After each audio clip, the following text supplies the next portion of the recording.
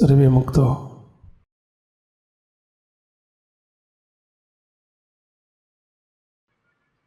કથા વાર્તા સત્સંગ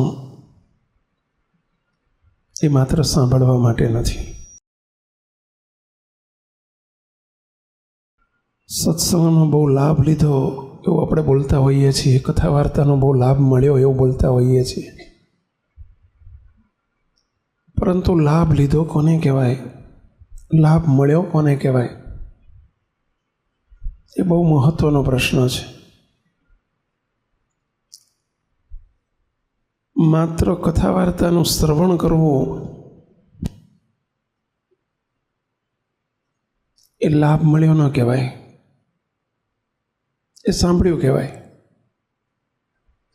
કોઈ વેપારી વેપાર કરે ને એમ કે મને 1 લાખ રૂપિયાનો લાભ મળ્યો, એવું બોલે કે મને 1 લાખ રૂપિયાનો લાભ મળ્યો. કોને લાભ ગણે છે? એ લાભ કોને ગણે?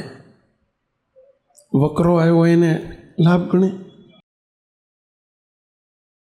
2 લાખની વસ્તુ 3 લાખમાં વેચી હોય અને વચ્ચે જે નફો મળ્યો ને એને લાભ કહે છે. જે એણે ગેઇન કર્યું, એ જે કમાયો એને લાભ કહેવાય છે. એમ કથા વાર્તાનો બહુ લાભ મળ્યો, એ લાભ મળ્યો કોને કહેવાય?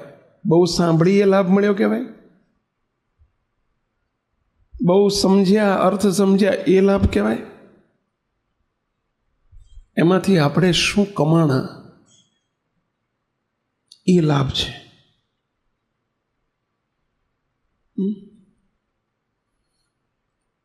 એટલે કથા વાર્તામાંથી કમાણી થવી જોઈએ. આપણને પૈસાની કમાણી નથી કહેતો, અને જે કમાણી મળે આપણે, જે કમાયા, જે આપણે ગેઇન કર્યું, જે આપણે જીવનમાં બદલાવ આવ્યો, અથવા તો આપણે પાછા વળ્યા, અથવા તો આપણે પ્રગતિ કરી, એટલો જ લાભ. બાકી આપણે જો ઠેરના ઠેર રહીએ તો એમાં શું કમાણા, શું લાભ? અને એટલે કથા વાર્તા સંત સમાગમ માત્ર શ્રવણ કરવા માટે નથી. શ્રવણ કર્યા પછી એનું મનન કરીને, ચિંતન કરીને, અનુતાપ પરિતાપ કરીને અંદરથી કમાવા માટેનો વિષય છે. આ કમાવવું જોઈએ, આપણે અંદરથી કમાણી મળવી જોઈએ. મહારાજના રાજીપારૂપી કમાણી.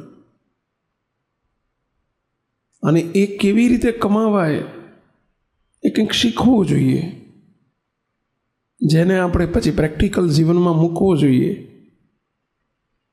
અને તો એ લાભ મળ્યો કહેવાય. નહીંતર આપણે ઠીક છે ઠેરના ઠેર રહીએ તો. માટે આપણે કંઈક કમાજો, આટલી ભલામણ છે.